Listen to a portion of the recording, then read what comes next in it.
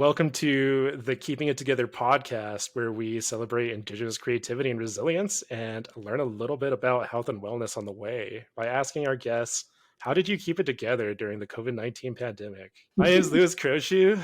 I'm interviewing people. I'm a student at the University of Calgary, studying communications.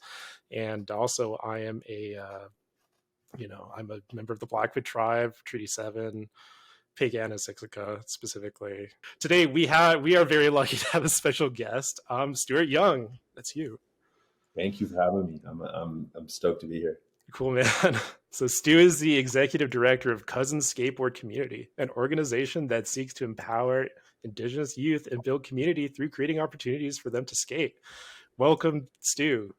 Thanks for the introduction. So my name's Stu Young, and I have the fortunate, I'm very fortunate to be able to be a part of Cousins. Where I come from, so my family, so I come from a Cree Métis background. My mom is Cree, and my mom's family is originally from, it's Atakakut First Nation. It's Treaty 6, just outside of Prince Albert, Saskatchewan. So that's where my mom and her family are from. And my dad was Scottish. And I grew up, though, I kind of consider myself kind of northern Alberta. I grew up with a single mom. And so I lived in so many different communities, so many different houses. I was in the territories for a while. So I usually say, hey, I'm from northern Alberta. But now, here in Treaty 7. And I'm currently living in Medicine Hat, Alberta. Was in Calgary for a very long time, but when kind of made the decision to jump into Cousins, my family and I just had to look at our life, and we were living in Calgary and just decided to move to a smaller town, smaller city, where we could kind of raise our family, and it wasn't so financially, the financial commitment was a little bit less. And so yes, that's where we're at, right?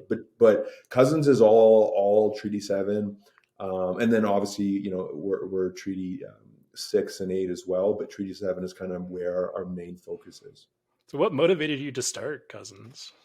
Yeah, thank you, Louis. I could get into that. Honestly, that could be like an hour answer, and I'll try to do my best to kind of keep it concise, but. Long story short, skateboarding, it's cliche, I understand, but skateboarding did change my life for real. Like I said, grew up single mom, and she was doing everything she could to help us, give us a different life than she had, and kind of try to break some of that generational trauma that she experienced. And so skateboarding was this thing for me that it really did. The impact it had on me, I can't give it enough credit. But the thing about it is, it wasn't so much skateboarding. Of course, the act of skateboarding was so incredible for me. I didn't fit into a lot of the other traditional sports. And so skateboarding was it's more like playing the guitar than it is shooting a hockey puck. That's exactly actually what attracted me to it, that. And then for a while I was super into freestyle skiing, and that hasn't really continued because it's super expensive to do. But skating isn't. But it has the same dynamic of it's like a solo sport that you work on your own growth. I really like that, Absolutely. And it's not, there's no, you don't have to beat anyone. In skateboarding, you don't have an opponent there. When you look at hockey, and not I played hockey, I still play hockey. I love hockey. But when you look at hockey, the fundamental goal of hockey is to beat the opponent in front of you. It's to do better than the person that you're competing against. And there's nothing wrong with sports. That's a good part of growing up. It's a healthy part of growing up if it's done correctly. But for me, skateboarding was I don't have to beat anyone.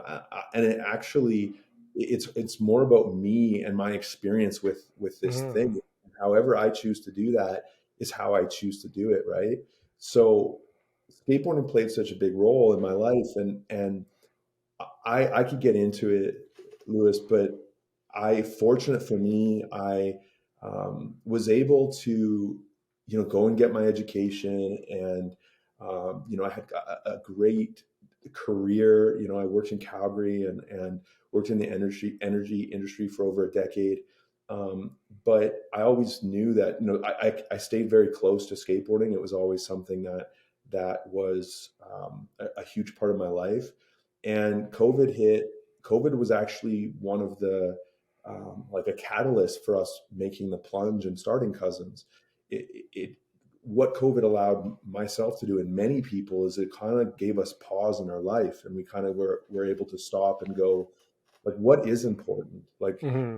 the whole world is stopping. Like, is the job that you're doing, is it that important? Like, what is really important? And right. And for us, some things happened, and we're like, hey, skateboarding changed our lives, and we want to make sure Indigenous kids growing up in at least in Treaty 7, if you look at the communities, it Indigenous kids growing up in their communities, they don't necessarily have a ton of access to skateboarding in their own communities. Yeah, I mean, And like when I've been to like reserves and stuff, like it doesn't really seem like a lot of like paved areas. It doesn't really, no, I've never really struck me as like a good place to skate. I it was wondering isn't. like how that worked. It isn't, and that's a great point, Lewis. Like, for me, growing up, so I lived on reserve for a while when I was younger, but for the most part, I grew up in like towns and cities, and skateboarding was something that, like, I could go to the store, I could go to go to different places, and I could skateboard. But for a lot of kids growing up on the res, like, they don't necessarily have the same. Not only do they not have skate parks in a lot of communities, Hmm. they might not have the same infrastructure, and so that it's challenging for them to be able to do that. And again, that's nobody's fault. It's not like we're here to say, like, oh, you should have this and you should have that. For us, it was like, okay, what can we do about that? Well, we can't like go and pave a bunch of roads, and that's a bit ridiculous. And going to build skate parks, I mean, skate parks can be $1 million infrastructure projects. For sure. So for us, we're like, hey, what if we could get a mobile skate park that we could bring, and then we could set that up, because every res has like a great basketball court or a hockey rink or something that we can set it up at. And that's how, we decided to do that. The city of Calgary has like over 13 public skate parks. They have one of North America's largest public skate parks in What? Millennium, Oh, the right? Millennium. Yeah, like, I didn't know it it's was that big. yeah, like, it's incredible. It's like, the amount of skateboard infrastructure that's in Calgary it's so incredible, and I give City of Calgary so much props for making that a reality. Now, one of the things that they did is they created these mobile skate parks, because before they um, determined where they were going to build these permanent skate parks, what they did is they built mobile skate parks so that they could take it from neighborhood to neighborhood to determine, like, where is it getting the most use, right? Hmm. So I'm going to put it in the Northeast, and we're going to put it there for a month, and we're going to see how much they use it compared to the Southeast or wherever, So right? do you have like a bunch of features that you move around in like, some sort of large truck, or do you have like, like what do the Yeah. logistics look like? I'm Yeah, interested. so it's crazy. So we were able to purchase this from the city of Calgary. So essentially, we have two massive trailers. They're 32 feet long, 12 feet high, and we have a full skate park. It's almost like metal Lego, essentially, that comes apart into like these small, like, individual sections, and we pull it apart, and then it fits into the trailer, and then we take that to all the different communities. And so, but the thing is like, our thing, that's just kind of like the thing that got us started. Hmm. So, because for us, Lewis, like, we don't want to just pick it up and then, let's say, like, go out to Pigunny and put it out, let's say, in Brockett for 3 weeks and then leave, and then, let's say, go out to Standoff, or go out to Minithni. Like, for us, we skateboarding was so impactful because also of the community that it helped us build. And so we don't want to just come to these communities and say, oh, we have something, you guys have it for a week, and then it needs to go somewhere else. So Hmm. what it's just, it's like giving something to kids and then, like, kind of taking it away. It's like, Yeah. kids kids need consistency. They need, because I needed consistency as a kid. And Yeah, so it's yeah, like, no, definitely. so what we do is we took this skate park and we split it up, and we go, okay, these ramps are going out to Siksika, and they're going to go out to the Deerfoot Sportsplex, and then these ones are going out to Sutina, and they're going out to Seven Chiefs. and we split it up, and then we work with the community to build other ramps so that they're kind of building their own little skate parks. So Right, now right. in all of these communities, we have like skate parks. We've kind of like taken this one skate park and we've kind of just spread it out, and we go to each community weekly and we do after school programs. So for instance, on Tuesday, we're in Siksika, and from 4 to 7 we have 10 volunteers and 25 kids that come and skate. Okay, on Wednesday we're out in Minithni, out in Morley, and we do that. On Thursday we're in Sutina, right? Friday we do something in the city, right? Mhm. And so we do those things so that the youth know that, like, okay, for a kid in Siksika, he knows on Tuesday, okay, Cousins is going to be here. I know that I can look forward to that.